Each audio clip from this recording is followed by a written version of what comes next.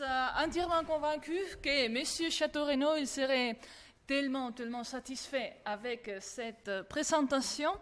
Et en effet, Les corps de l'autre, fort recommandable, en effet, pour tous ceux qui aiment la littérature fantastique. Ça me fait penser aussi, j'ouvre une petite parenthèse, à un livre écrit par un écrivain anglais qui s'appelle Christopher Priest. Il a écrit un livre appelé The Affirmation, l'affirmation, qui est plus ou moins très semblable à ce que Château-Renaud a exposé dans son livre Le corps de l'autre. Je parlerai peut-être de lui dans un autre moment. Parce qu'en effet, comme je disais, M. Château-Renaud, il n'a pas pu venir, mais quand même, il a envoyé un texte correspondant à la communication qu'il voulait nous offrir aujourd'hui. Donc, je vais la partager avec vous à voix haute. Et donc, je commence. Mesdames, Messieurs, j'ai choisi d'intituler cette communication « Le fantastique malentendu », titre très bien entendu à double sens, les substantifs et l'adjectif pouvant aisément permuter, parce que le plus grand nombre voit aujourd'hui dans le mal à l'œuvre et dans son corollaire l'épouvante, les principaux ressorts du fantastique. Pourtant, bien peu de plus éclatantes réussites du genre ne procèdent que de leur exploitation.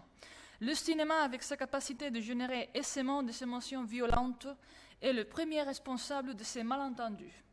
Le spectateur avide de telles émotions mesure sa satisfaction à l'aune de sa peur. Or, la peur n'est à tout prendre qu'un effet secondaire, un produit dérivé de la négation de l'autre coutumier du réel.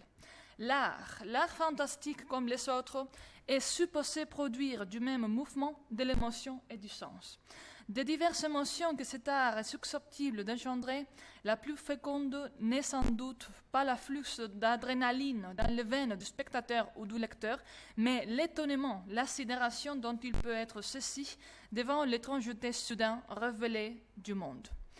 Bien sûr, cette étrangeté, comme dirait Freud, est presque toujours inquiétante, au minimum. Bien sûr, une part de la fascination exercée par les grandes œuvres fantastiques, comme la simple excitation résultant des moins grandes, provient de leur charge morbide. Une tête de mort fascine plus qu'une femme nue, dit le personnage du 7e sœur d'Ingmar Bergman. Je ne sais pas si vous connaissez la filmographie, il s'agit justement del Settimo Sello, un film de culte de M. Ingmar Bergman. Mais l'attrait de l'horreur n'est pas tout, sauf que dans le gore, qu'il se réduit à un divertissement louche, sorte de pornographie absolue, proche d'une régression ludique au stade anal, qui pousse le voyeurisme au-delà de la surface aimable des corps, jusque dans leur profondeur organique. Je ne me suis autorisé, en entreprenant cette réflexion sur le fantastique, que de la qualité des simples usagers du fantastique. Pour moi, le fantastique est comme un train que j'emprunterai presque chaque jour. Dans ce train, je lis et j'écris des histoires. Il est naturel qu'au fil du temps, les décors et les aménagements du wagon, la physionomie des passagers, leur allure et leurs propos, mais aussi les paysages qui défilent à la fenêtre, me soient devenus familiers. C'est donc d'une longue fréquentation de la ligne que sont nées ces considérations. J'ai revendiqué il y a un instant que la qualité des simples usagers du train du fantastique, mais pas si simple que cela, puisque en ayant écrit moi aussi, c'est comme si j'avais peu ou prou contribué à alimenter la motrice.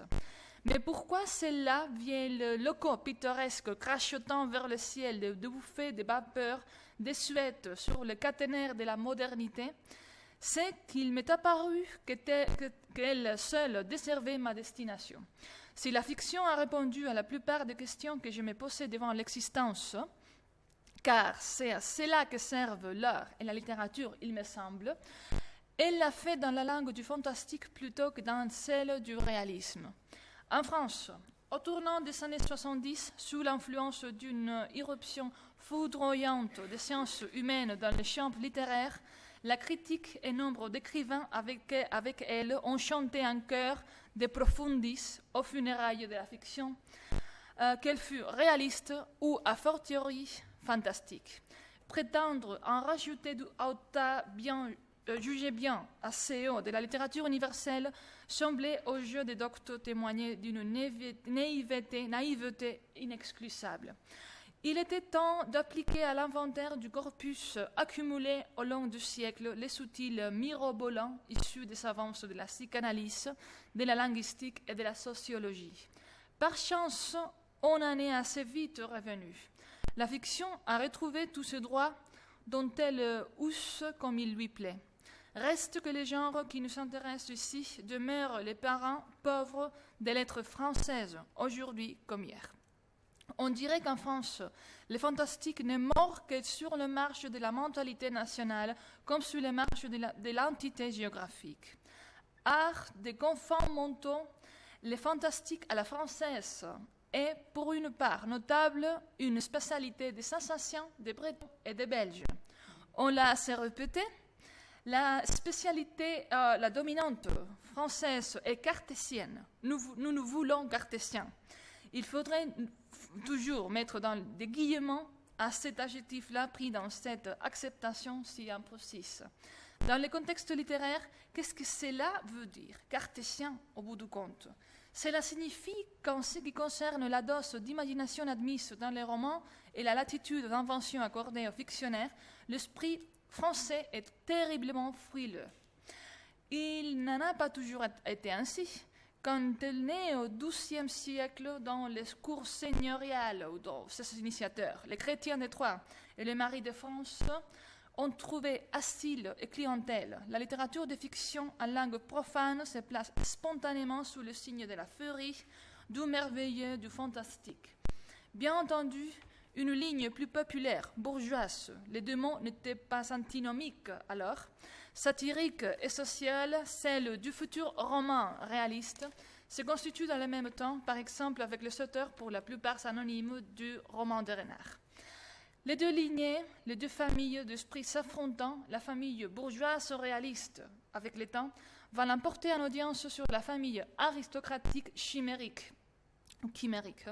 L'inexorable montée en puissance du roman roi y sera pour beaucoup. Le roman selon Chrétien de Troyes a été à peine un roman, il tenait encore de l'épopée et de la poésie. Le genre qui s'élabore en s'éloignant de l'une et de l'autre va disposer de formidables instruments d'exploration de la réalité objective, et c'est à cela que servira majoritairement les romans. Il suffit sans doute des doigts, des deux mains, pour compter les grands romans fantastiques de la littérature mondiale. En revanche, qualité de contes des nouvelles fantastiques sont dignes de demeurer en mémoire. Art de l'inexplicite, du demi-mot, de l'ellipse, de l'art d'illusionniste ou des danseurs de cordes, le fantastique fait évidemment la part belle aux formes brèves. De bons connaisseurs tiennent que les merveilleuses nimbent tout ce qui s'écrivit au temps originel. Le fantastique proprement dit serait apparu beaucoup plus tard et les deux tendraient de nos jours à se confondre. Cependant, s'ils peuvent se confondre à présent, c'est que rien d'essentiel ne les a jamais séparés. Qu'est-ce au juste le merveilleux? Les définitions sont des flacons incommodes. Tantôt l'essence qu'on veut isoler en déborde, et tantôt elle n'en occupe que le fond, où elle ne tarde pas à s'éventer. Si par prudence on décide de s'en tenir à la définition la plus communément admise, on trouve à l'entrée merveilleuse dans le grand dictionnaire Robert, littéralement élément en littérature, élément d'une œuvre littéraire qui suscite une impression d'étonnement et de dépaysement due en général à des événements invraisemblables ou à l'intervention des êtres surnaturels impliquant l'existence d'un univers échappant aux lois naturelles. Fort bien, mais c'est à peu près tout le fantastique qui correspond à cela. Chez Marcel Aimé, je cite ce nom à dessein, presque par provocation, car le brevet de fantastiqueur lui est souvent dénié à cause de l'humour qui teinte largement son inspiration. C'est un épineux problème, il ouvre aussi en parenthèse, trop peu abordé, que l'humour mêlé à la gravité et au tragique, souvent considéré comme inhérent au fantastique. Il ferme le parenthèse. Mais bon, chez Marcel Aimé, donc chez Franz Kafka, chez Mary Shelley, chez Julian Green, chez Howard Phillips Lovecraft, chez Gustav Meyrink, et chez Noël Delvaux, chez Stephen King, pour en choisir d'assez divers, on est étonné, dépaysé, on assiste à des événements invraisemblables, éventuellement liés à l'intervention de cet être surnaturel, et dont on se demande s'il n'impliquerait pas par hasard l'existence d'un univers échappant aux lois naturelles. Et chez Bram Stoker, donc, arrêtons-nous un moment sur lui et sur son Dracula qui compte au nombre de quelques romans emblématiques du fantastique. Il y eut des vampires, prédateurs d'énergie vitale, buveurs du sang ou du nom bien avant Dracula. Les mythologies du monde entier en pullulent. La sanguinaire engeance attendait son archétype. Bram Stoker a constitué celui-ci d'un faisceau de traits spectaculaires qui assurent sa pérennité et les rendent insurpassables dans sa catégorie. Un territoire sauvage et arriéré, les Carpates. Un aliment, les sangs. Un folklore, les tombeaux, les loups, les bohémiens, les miroirs, les crucifix, l'ail, le pieu. Un habitus, les sangles, les jeux, les crocs, la peur des rayons du soleil, la signalisation, la caractérisation sont parfaites. Pourtant, si je sais, je me laisserai aller à confesser que je ne suis pas fou de Dracula, du roman que j'entends sinueuse, encombré de personnages secondaires rasoirs, Les Trois soupirants de Lucie Westenra. C'est un roman lourd et lent où tout, à tout bout de champ, est qualifié d'étrange. Tic digne d'un débutant que Stoker n'était pas. Les coups de maître, car c'en est un quand même, n'était pas un coup de C. Stoker a déjà écrit et publié 4 romans avant Dracula, tous oubliés comme les suivants et comme ces nouvelles.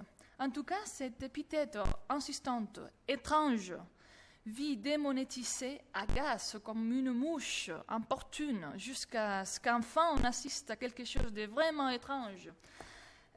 Les contes Dracula, rampant la tête en bas sur la muraille à pic de son château, tel un insecte. Mais en dépit des réticences légitimes, il faut l'admettre, quelle réussite.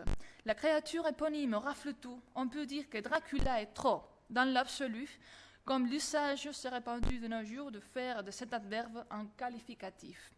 À côté de lui, les autres personnages, Jonathan Harker, le docteur Seward, Arthur Holmwood, Quincy Morris et même Van Helsing, pourtant devenu archétype, lui aussi un chasseur de vampires, tous ses adversaires font pâle figure, pacotille humaine, quelle fadeur est celle du bien confrontée à la densité et à la profondeur du mal qu'incarne Dracula. Au fait, à l'exception de Renfield, son lointain sectateur fou qui se nourrit des blattes et des moineaux et qui seul les trahira, Dracula a pour serviteurs les bohémiens qui hantent les abords de son antre. Les Roms serviteurs du mal, voilà qui vaudrait de nos jours brevet des malpensances à l'auteur. Toute œuvre, du moins de toute grande œuvre, peut être relue à chaque époque sur un nouvel éclairage susceptible de confirmer sa vitalité. Ainsi, Frankenstein, né à l'issue d'une époque où la chirurgie connaissait autour des champs de bataille du contient un subit essor, fait doublement sens en notre temps des transplantations et des greffes d'organes. Ainsi peut-on voir aujourd'hui dans le vampirisme de Dracula une maladie sexuellement transmissible. Peu importe que Stoker n'en ait pas su l'idée, l'œuvre dépasse l'auteur dans cet ordre. Quoi qu'il en soit, l'horreur de la sexualité transparaît tout au long du roman. D'ailleurs, Bram Stoker paraît avoir été le contraire d'un homme à femme, et il semble que son amitié pour le comédien Henry Irving, j'imagine, ait tenu plus de place dans sa vie que son amour pour sa épouse, sa jeune épouse, Florence Balcombe. Le vampirisme s'attrape au prix d'un baissier morsure. Jonathan Harker y échappe de justesse quand Dracula, s'entendant se le réserver, chasse les 3 goules sexy qui se penchent sur lui. Souvenons-nous aussi des héroïnes innocentes, Lucie d'abord, puis Mina, contaminées par la morsure cruciale de Périsse, comme atteinte de tissus, faute de s'abreuver de sang. Or, la tuberculose était du temps de Stoker, et c'est encore de nos jours une maladie éminemment transmissible à l'occasion de tout rapprochement physique, a fortiori sexuelle. Des trois grands textes fondateurs de l'imaginaire fantastique de l'âge d'or, dont le sillage va se faire sentir tout au long du XXe siècle et, à dire vrai, jusqu'en ce début du XXe siècle, Frankenstein, l'étrange histoire du Dr Jekyll et de Mr Hyde et Dracula, les deux premiers témoignent d'une inspiration humaniste. Dracula y est étrangère, bien qu'apparemment ils finissent mieux que les deux autres. S'ils ont semé la mort et la douleur, le misérable créé par le Victor Frankenstein de Mary Shelley et l'audacieuse Dr Jekyll de Stevenson souffrent d'être ou d'être devenus qu'ils sont, ils choisissent de disparaître. Le comte Dracula, non, il est vaincu, mais non repentant. Sa noirceur demeure irréductible. C'est du côté des, je ne sais pas comment lire ça, des Cthulhu, du côté de Lovecraft et de l'abomination sans remords ni conscience qu'il se tient, du côté du mal absolu. J'en suis persuadée, la spécificité des genres et des sous-genres revêt moins d'importance que celle des œuvres et des auteurs. Ceux-ci recourent dans des proportions variables en fonction de leurs propos au décor emblématique du merveilleux, de l'héroïque fantasy, la fantasy héroïque ou du fantastique, à leurs costumes, à leurs bestiaires, à leur emploi au sens théâtral du mot, à leurs clichés au sens musical des passages obligés, servant de garants et de prodromes aux apports plus personnels. Cela est si vrai qu'il sert de ces accessoires de façon systématique, interdit le plus souvent de faire œuvre originale. De nos jours, des d'auteurs s'obstinent à glaner dans les champs symétriques de Tolkien ou de Lovecraft. À propos de Lovecraft, on ne s'en douterait pas, mais comme Baudelaire en Edgar Allan Poe, Michel Houellebecq a trouvé un esprit frère en Howard Phillips Lovecraft, HPL comme il l'appelle. Les grands textes de ce dernier exercent sur lui, dit-il dans son grand essai intitulé H.P. Lovecraft contre le monde, contre la vie, une attraction étrange, contradictoire avec le reste de ses goûts littéraires. C'est sans doute que l'un comme l'autre ne font pas de quartier. Il y a quelque chose de radical dans leur refus du monde, justement, et dans leur pessimisme. Seul, peut-être, parmi les œuvres des écrivains du XXe siècle, l'œuvre de Lovecraft connaît des continuations. Tolkien n'a que des imitateurs. Lovecraft a des continuateurs. Il en avait déjà de son vivant, alors même qu'il était ignoré de la critique intellectuelle du public élitiste, et que ce récit ne paraissait que dans des revues de 3 sous. Comme de clercs que se sont consacrés jadis à prolonger dans les Perceval des chrétiens de Troyes, Donald Van Drey, Auguste Delert, Robert Bloch, Frank Belknap, Long, entre autres, sans parler d'épigones plus tardifs qui n'ont pas connu Lovecraft, ont renchéri explicitement sur les mythes de Cthulhu. Lovecraft faisait un confrère et un ami délicieux, paraît-il, courtois, obligeant, attentif, son entourage littéraire l'adorait. Or, selon nos critères les plus légitimes, c'était un sale type, raciste vaspe, écumant à la vue de tous métèques, juifs, blacks, latinos ou métis, dans lesquels il voyait les complices de créatures abominables qui, dans ce livre, remontent au fond des sages pour asservir l'humanité blanche, c'est-à-dire la seule humanité à ce jeu. Sale type ou pauvre type? Pauvre homme surtout. Il n'aura pas su la vie belle, santé fragile, gêne financière, obscurité, sexualité inhibée, sinon inexistante, mariage improbable et divorce, cancer et mort prématurée. En disparaissant à l'âge de 47 ans, il laisse une œuvre culte dont l'influence sur un jeune public, mais pas seulement, est considérable. Il n'est pas interdit de penser que son univers forme avec celui de Jean Roland Roel Tolkien, qui naît 2 ans après lui et qui mourra pour sa part octogénaire, un couple de forces majeures dans la littérature populaire moderne. C'est qu'ils ont tous deux donné naissance à des mythologies symétriques et concurrentes dont la sensibilité moderne et l'industrie cinématographique se sont nourries à des degrés d'ailleurs divers. Lovecraft, bien que largement connu, traduit et commenté de nos jours, est moins grand public que Tolkien. C'est normal. Rien de glamour, de joli, de rassurant chez lui. Rien de civilisé. On se gardera de méconnaître la dimension du mal dans Les Seigneurs des Anneaux. Mais il faut admettre que Lovecraft, lui, fait de l'épouvante la seule loi du cosmos. On le voit bien sur les photos. Tolkien sourit, et son œuvre elle aussi sourit, au moins par intervalle. C'est à l'évidence un homme équilibré, un auteur heureux, un père de famille, un professeur et un érudit, une personnalité parfaitement socialisée, apollinienne. Les traits de Lovecraft sont au contraire figés, comme s'il pâlissait à tout instant à la pensée des abominations qui l'encerclent. On ne fera certes pas de lui le pendant dionysiaque de l'apollinien Tolkien. Trop coincé pour sacrifier à quelque ivresse que ce soit, Lovecraft est sinistre, empêché de tout ou presque. Sa figure blême se détache sur la pénombre de ses abîmes intérieurs. Les malheureux a l'air d'un de ses héros, entendant les monstres qui rôdent sur son seuil frapper enfin à sa porte. Une autre différence entre eux, Tolkien appuie sa création sur sa folklore gaélique et germanique préexistant, tandis que Lovecraft crée le sien pour ainsi dire ex nihilo, c'est-à-dire il part du zéro. Ces grands anciens abominables, entités atroces, omniprésentes, viennent, ou plutôt sont venus, voici longtemps du fond de l'espace, mais ne doivent rien aux extraterrestres de la science-fiction. Pas de machines, pas de tuyères, ni de cadrans dans ces livres.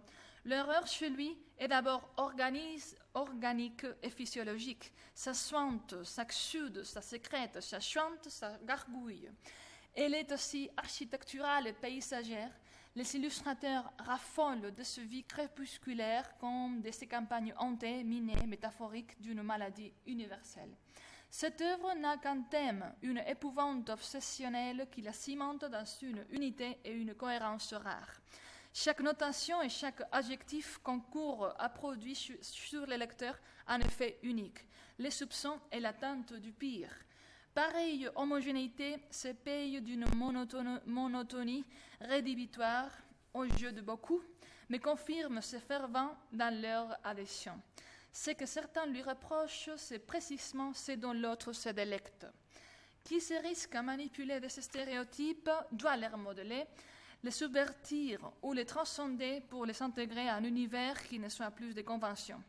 Il serait sans doute vital pour les genres, afin d'éviter sa fossilisation, d'échapper décisivement au topique. Peut-être convient-il de renoncer au château, les lieux clos de la tradition fantastique, pour écrire des histoires ou d'abribus hantés. Rien n'est plus différent d'un château médiéval en Écosse ou dans la vieille Espagne qu'un abribus. Je ne sais pas si vous comprenez en effet, l'abribus, c'est ce qu'on dit en espagnol una marquesina d'un autobus. L'abribus représente le degré zéro de l'architecture. Quelques plaques de verre entre lesquelles on se poste afin d'entendre l'autobus, justement. Et l'homme moderne ne bâtit plus de châteaux pour y affirmer son pouvoir, pour y défier la mort ou dissimuler ses secrets. D'ailleurs, tel que nous le montre souvent la littérature contemporaine, il n'est plus qu'impuissance. Il ne défie ni ne cache plus rien. Il exhibe ses plaies et ses sondes à travers les parois transparentes de l'abribus, et quand le véhicule de sa mort se présente à lui, il quitte l'un pour monter dans l'autre, l'étiquette de son destin à la main. Il semble donc que l'abribus soit au XXIe siècle aussi emblématique de la condition humaine que le château l'a été en son temps.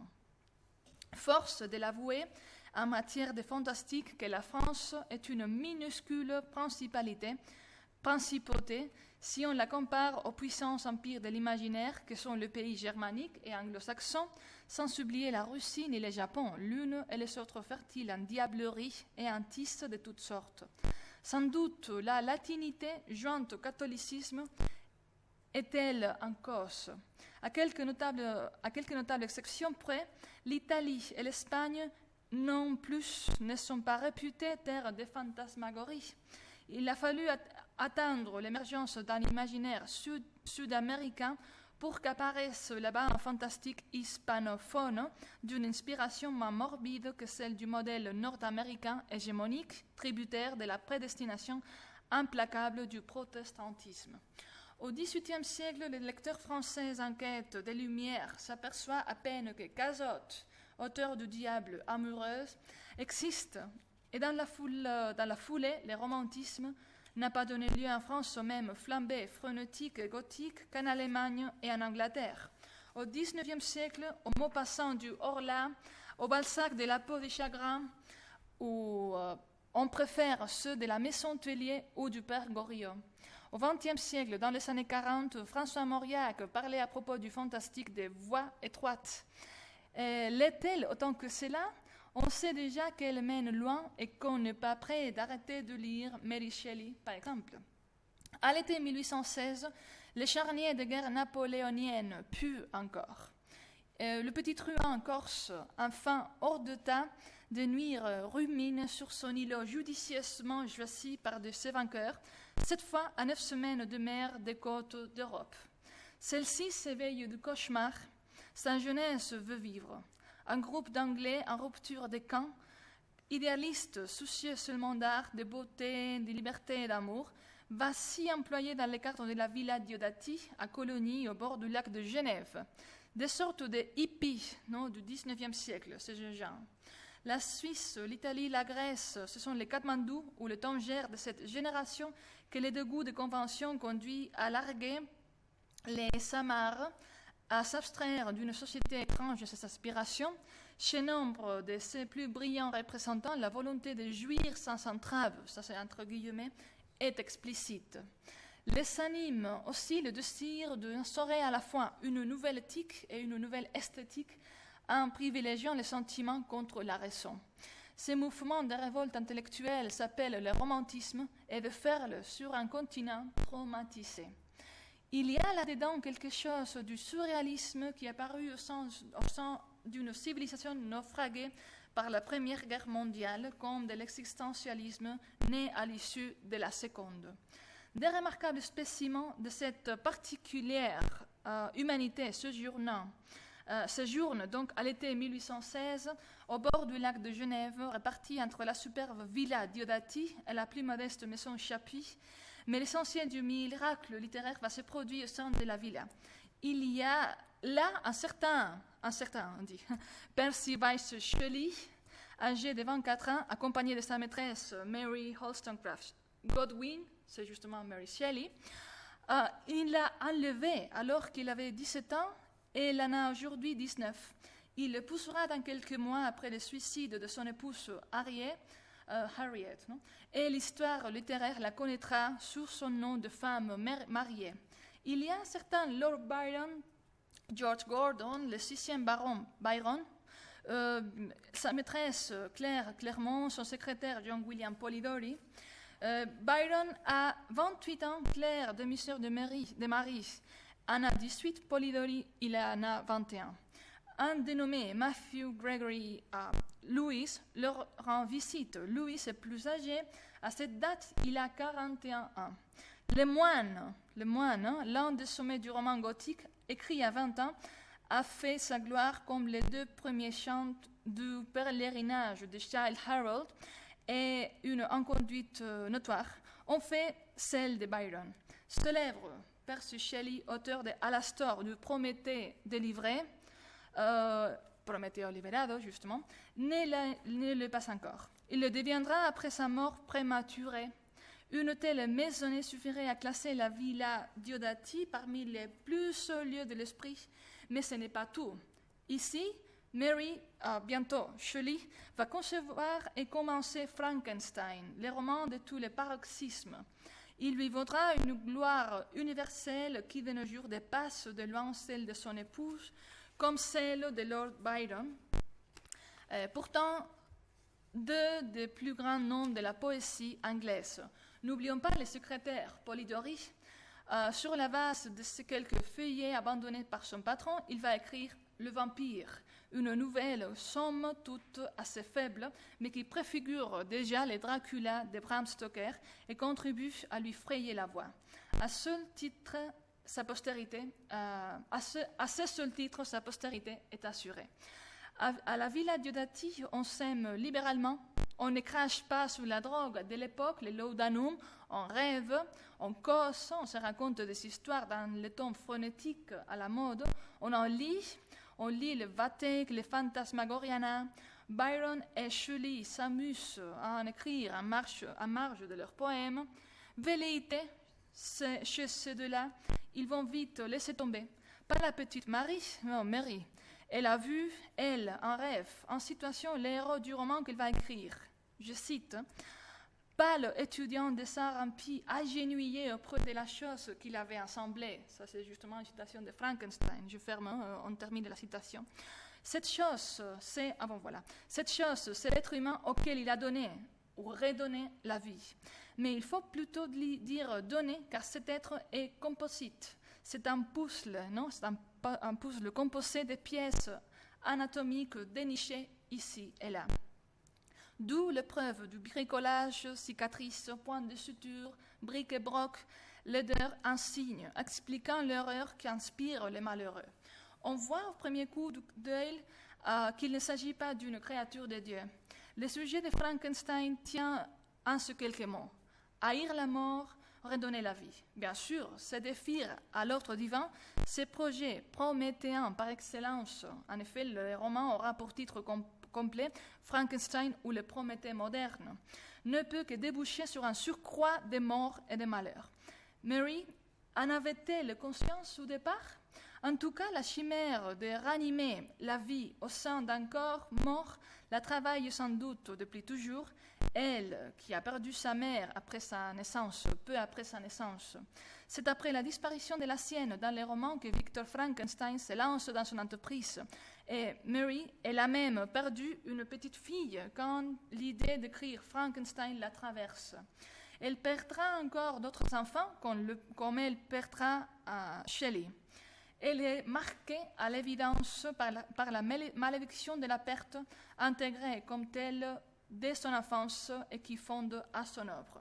Cette jeune personne donne à son premier essai un chef-d'œuvre, sans doute parce qu'une profonde, une violente nécessité intérieure la possède. Frankenstein dit tout d'elle, de ce qu'elle pense bien sûr, mais surtout de ce qui est pensé en elle. Frankenstein est un roman intrépide, oui. Rien n'a arrêté son auteur, aucune pudeur ne l'a maintenu dans les limites mutilantes du bon goût. Mary Shelley était trop jeune, trop inexpérimentée pour craindre le ridicule, pour reculer devant l'emphase ou les pathos. Elle a laissé libre cours à son exaltation encore presque adolescente et l'y est allée à fond. Le résultat, sur les rôles d'équipage de la littérature mondiale, le nom de Frankenstein s'inscrit comme ceux de Don Quichotte, de Faust ou de Don Juan. Aujourd'hui, en France, c'est plutôt dans un quotidien souvent superficiel que dans les abîmes de la psyché humaine que la majorité des auteurs vont chercher l'argument de leurs œuvres. Ils craignent peut-être d'écarter des préoccupations qu'on prête au plus grand nombre de perdre les contacts avec le public, ou bien tout simplement manque-t-il d'imagination. Il est plus facile, il est vrai, de se fournir de sujets et de situations dans une actualité chaque jour prémarchée par la presse et par la télévision que de plonger comme Baudelaire y appelle au fond du gouffre, enfer ou ciel, qu'importe, au fond de l'inconnu pour trouver du nouveau. Un passage du discours fantastique de Marcel Schneider s'intitule « Au Dieu inconnu ». Il fait référence à la mention par Pausanias, par Philostrate, dans la vie d'Apollonius de Tyane et dans Saint Paul, d'autels antiques voués à un ou à des dieux inconnus. Ça sonne déjà, n'est-ce pas? Schneider écrit « Au-delà des divinités qui se manifestent, qui exigent un culte précis, les Athéniens concevaient l'existence d'un Dieu caché, enveloppé de nuit, que rien ne définit, à qui nul temple, nul symbole ne convient. Le culte qu'on lui rend ne peut consister qu'en une suite d'approximations qui nous confirment notre ignorance. Si l'œuvre de Platon peut figurer comme ornement votif dans les temples d'Apollon, quel poème, quelle tragédie déposerons-nous sur l'autel du Dieu inconnu? Toute la littérature fantastique, répond-il. Et il ajoute cette précision capitale en un temps où les Gore et le néo-satanisme anglo-saxon, bas de gamme, polluent la source fantastique, en elle-même bien assez fuligineuse. Je cite. Le Dieu inconnu n'est ni Satan ni le Seigneur de ces épouvantes nocturnes. En dehors de tout dogme, de toute religion, le fantastique offre un moyen de salut, voilà encore, dans la mesure exacte où il nous arrache de ce monde et nous met en face des problèmes essentiels, la survie d'âme, l'éternité, la survie de l'âme, l'éternité, la face de Dieu. Le salut, bigre, il n'est pas certain, ça sonne en effet, on répète tout le temps, non? Donc voilà, il n'est pas certain que beaucoup de fantastiqueurs, anciens ou modernes, aient placé consciemment la barre aussi. Quelques-uns, oui, sans aucun doute. Les autres, pour la plupart, ont écrit à l'aveuglette pour se distraire ou venger quelques déboires en effrayant pour gagner leur vie ou pour le plaisir d'épater. Mais qu'ils en aient eu conscience ou non, certaines de leurs histoires jugies du fond d'eux-mêmes ont dépassé leurs intentions, dévoilant au bénéfice de tout de secrets qu'ils ignoraient, de secrets qu'ils ignoraient eux-mêmes, en devant lesquels l'humanité s'est voilée à la force. Pour terminer, et puisque je suggérais un peu plus haut dans les cours de cette communication un aggiornamento des topiques et appelé à substituer au traditionnel château, théâtre, des temps romans et des contes fantastiques, un modeste édicule plus familier de nos contemporains, avec votre permission, je vais vous lire une nouvelle intitulée « L'histoire de l'abribus hanté ». Et c'est ainsi que M. Château-Renaud il termine sa communication. Malheureusement, je crois, je décide même sur le point de parler maintenant, mais on ne va pas lire, je ne vais pas lire l'histoire de l'abribus hanté. Je la recommande quand même, parce que moi je l'ai lu, c'est une histoire tellement bien écrite, qui pose en effet sur l'histoire, ça présente l'histoire d'un jeune homme, un collectionneur de vieilles photographies, qui est chez lui un bon soir où il y a un orage et il se rend compte il regarde à travers la fenêtre, il voit une jeune femme, presque un petit gamin, non? Une petite fille qui attend sous un abribus l'arrivée d'un bus, non? C'est ça qu'il imagine. Mais à la fin, il voit que les heures passent, que le temps passe et que personne n'arrive. Elle a presque pas, elle est semi-nue, elle n'a pas presque de vêtements. Et donc, il commence à s'interroger par la présence, disons, perturbatrice de cette femme, de cette jeune fille. Et donc, il décide, dans un moment donné, d'aller vers celle dans les milieux de ce terrible orage. Il lui demande de l'accompagner chez lui pour lui prêter son aide. Et elle n'arrive presque pas à s'articuler un son, elle n'arrive presque pas à parler, mais elle lui informe qu'elle n'attend personne. Donc, il est vraiment perturbé par cette fille qui n'arrive presque pas à articuler un son, presque à se communiquer avec lui. Donc, mais quand même, dans un moment donné, elle se rend compte qu'il a cette collection de vieilles photographies, et elle se voit elle-même reflétée dans ce recueil de photographies. Et donc, ce sujet, ce narrateur, il se rend compte aussi qu'elle a la même apparence que les filles qui sont présentes, qui ont été, disons, dans les portraits est présent dans la photographie. Donc voilà, il y a comme si, disons, on pense, le lecteur peut penser et mener à penser qu'il s'agit justement d'une fille qui a échappé de cette collection de photographies. À la fin, le narrateur décide de laisser aller cette femme, cette fille, parce qu'il est un peu perturbé par sa présence. Donc voilà qu'à la fin, le récit reste ouvert, ambigu à la fin. Non? Et c'est ainsi que conclut en effet l'histoire de l'abribus hanté. C'est l'histoire un peu de l'arrivée de cette inquiétante étrangeté, l'élément fantastique, l'élément perturbateur face auquel le sujet percepteur doit réagir, non, parce qu'en effet il est perturbé, mais à la fin rien ne se produit. Donc c'est encore comme un cercle vicieux, n'est-ce pas? Et comme si la femme ou la fille était vraiment échappée des images. Non? C'est pour cela qu'il était un peu perdu là, dans le monde réel. C'est encore donc voilà deux mondes réels qui coexistent dans un moment donné. Et qui perturbe en effet la perception du monde d'un sujet, et qu'on peut peut-être aussi identifier avec l'auteur, parce qu'en effet c'est la voix d'un monsieur qui écrit, qui est un peu solitaire, qui a pris sa retraite, pas loin de Paris. Donc voilà, c'est un récit tellement évocateur, je vous le suggère, je vous le recommande comme une lecture complémentaire à ce que, disons, à la communication de M. Château-Renaud.